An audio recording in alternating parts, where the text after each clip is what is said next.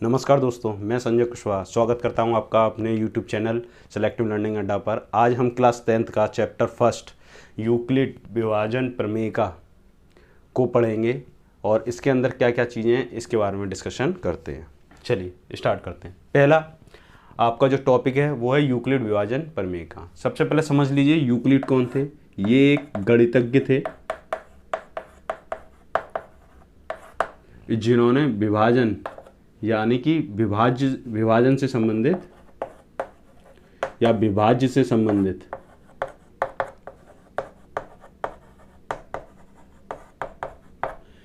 प्रमेयिका का मतलब है प्रमेय,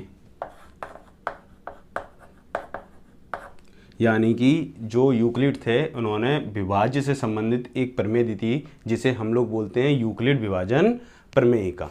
चलिए अब इन्होंने दिया क्या था या बोला क्या था इसके बारे में डिस्कशन कर लेते हैं। इनकी जो प्रमेय थी बेटा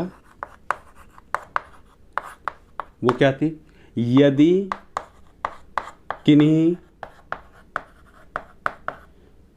दो पूर्णांकों या दो धन पूर्णांकों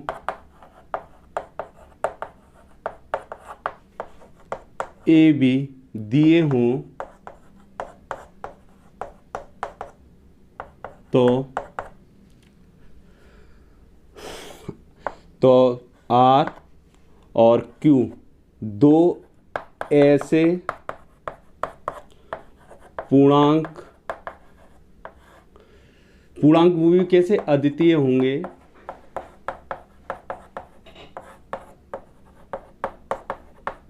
जो इस प्रकार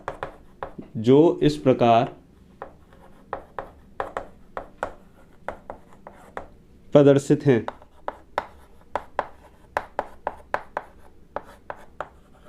जो इस प्रकार प्रदर्शित हैं कि A बराबर बी क्यू प्लस आर, जहाँ पर जो आपका B होगा और जो R होगा उसके बीच एक संबंध होगा। वो क्या होगा, जो R का वैल्यू होगा वो छोटा होगा B से लेकिन बड़ा होगा और इक्वल होगा किसके, 0 के।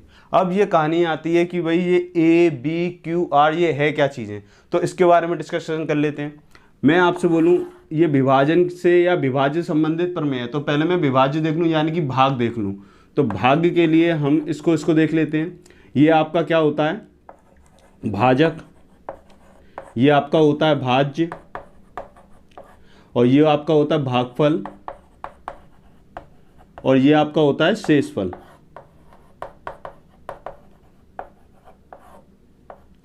तो भाजक को हम इंग्लिश में बोलते हैं डिवीजर,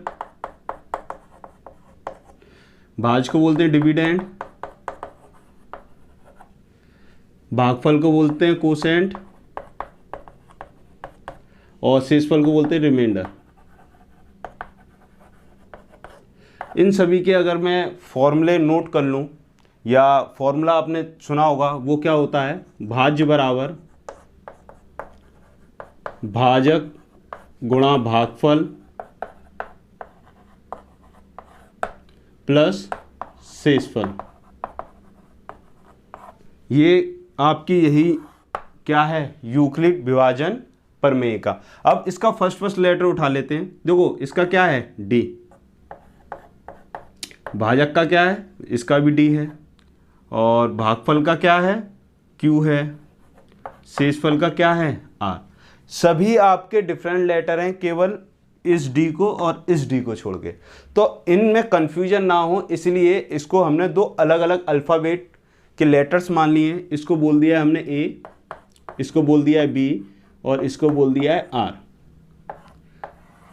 ये ही आपकी क्या है, यूक्लिड विभाजन प्रमेयिका, जहां ए आपका भाज्य है,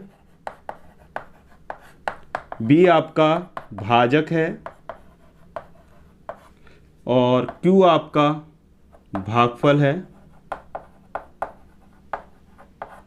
और R आपका शेषफल है। तो बेटा ये हमारी यूक्लिड विभाजन प्रमेयिका है।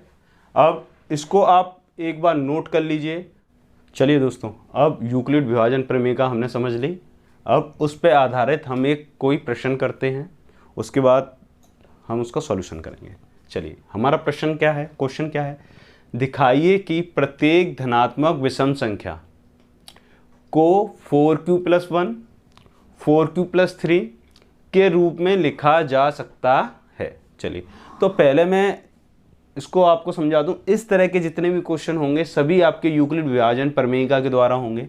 तो पहले मैं यूक्लिड विभाजन प्रमेयिका को देखूं और इसको देखूं तो एक चीज़ सिमिलरिटी जरूर मिलती है। आप ये देखो, ये आपका रफ वर्क समझ लें इसको। आपने बोला कि 4q+1 और 4q+3 इसके रूप में क्या होती है? विषम संख्या होती है बेटा। इसके रूप में क्या होती है? विषम संख्या होती है। तो इन दोनों में कॉमन क्या है? अगर मैं आपसे कह दूं कि मैंने आपको अभी बताया था यूक्लिड विभाजन प्रमेयिका से a इक्वल टू में bq+r, और इधर भी अगर मैं a इक्वल टू bq+r से कंपैरिजन करूं इसका, तो आप एक चीज देखेंगे बेटा कि जो q का कोफिशिएंट है b और इधर जो q का कोफिशिएंट है यानी कि गुणांक वो क्या है? 4। सेम कंडीशन बेटा इधर भी अप्लाई हो रही है आपकी। तो आपको इधर से क्या मिल गया? b equal to 4। सबसे इंपॉर्टेंट चीज है बेटा हमें यूक्लिड विभाजन प्रमेयिका के में कि हमें ये ज्ञात करना है कि हमारा भाजक क्या है। जैसे ही हमने भाजक को ज्ञात कर लिया वैसे ही आंसर हो गया। इधर आपको क्या मिला? b इक्वल टू में 4। तो आप क्या बोलोगे कि बेटा सॉल्यूशन में लिखोगे यूक्लिड विभाजन प्रमेयिका द्वारा, और यूक्लिड विभाजन प्रमेयिका क्या कहती थी हमसे? a इक्वल टू में bq+r where r is greater than and equal to 0 and less than to b। आप इधर देखें जो हमने रफ वर्क में कार्य किया है, b इक्वल टू क्या आया है? 4। Then put b equal to में 4। जैसे ही बेटा मैंने b इक्वल टू में 4 लिख दिया, इसकी कंडीशन को समझना, जो r का वैल्यू होगा वो 0 से बड़ा होगा, साथ ही साथ बराबर होगा, लेकिन 4 से कैसा होगा? छोटा। तो देखो r आपको क्या मिल गया भाई? 0 के बराबर है, तो 0 से बड़ा है 1 2 3।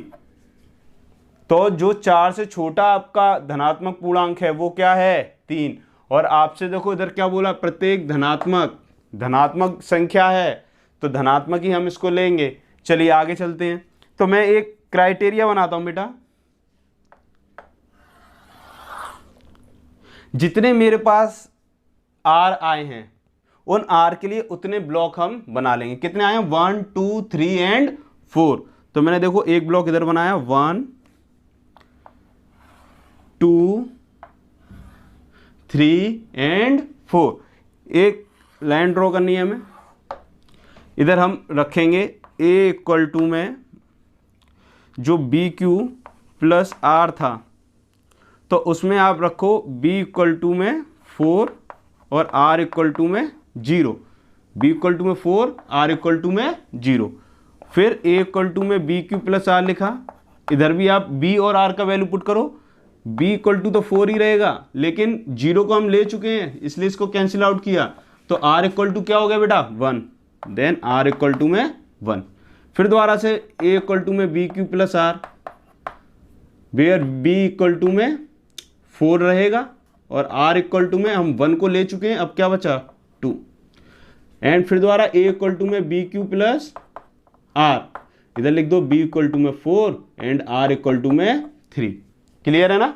चलिए आगे चलते हैं। वैसे ही हम इसको सॉल्व करेंगे बेटा, तो थोड़ा ध्यान देना। तो a इक्वल टू में क्या हो जाएगा? 4q+0। a इक्वल टू में क्या हो जाएगा? 4q+1। और a इक्वल टू में क्या हो जाएगा? 4q+2। और a इक्वल टू में क्या हो जाएगा भाई? 4q+3। तो इसको ध्यान दो बेटा। अब मैं इसको थोड़ा सॉल्व करता हूं, तो इसको देखता हूं। a इक्वल टू में क्या आएगा? 4q।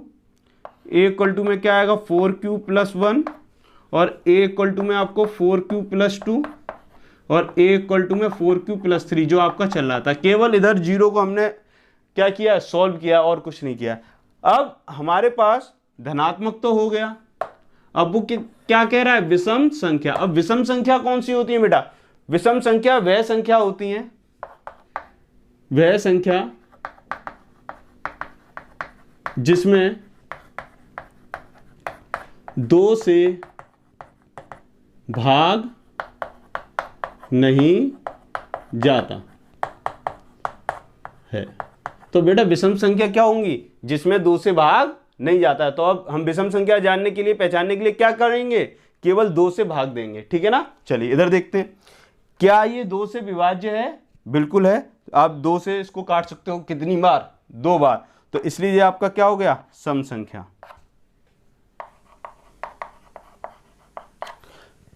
4q तो 2 से विभाज्य है, लेकिन 1 2 से विभाज्य नहीं है बेटा, तो इसलिए ये क्या हो गई? विषम संख्या। नेक्स्ट वन, 2 से विभाज्य है 4, 2 से विभाज्य है 2, तो ये क्या हो गया? सम संख्या। और ये तो 2 से विभाज्य है, 2 दूनी 4, लेकिन 3 2 से विभाज्य नहीं है, तो ये क्या हो गई? विषम संख्या। तो थोड़ा ध्यान देंगे बेटा। तो मेरे पास कुछ सम संख्या निकल के आई और कुछ विषम संख्या निकल के आई। तो मैं इसको थोड़ा रफ करता हूं और इसके बाद देखते हैं जो हमें प्रूफ करना था वो हुआ या नहीं। अब दोबारा से क्वेश्चन पढ़ो। दिखाइए कि प्रत्येक धनात्मक विषम संख्या, तो मेरे को किसके बारे में बात करनी है? धनात्मक विषम संख्या के बारे में। तो मैं बात कर लेता हूं धनात्मक विषम संख्या। धनात्मक विषम संख्या कैसी होंगी बेटा? 4q + 1 and 4q + 3।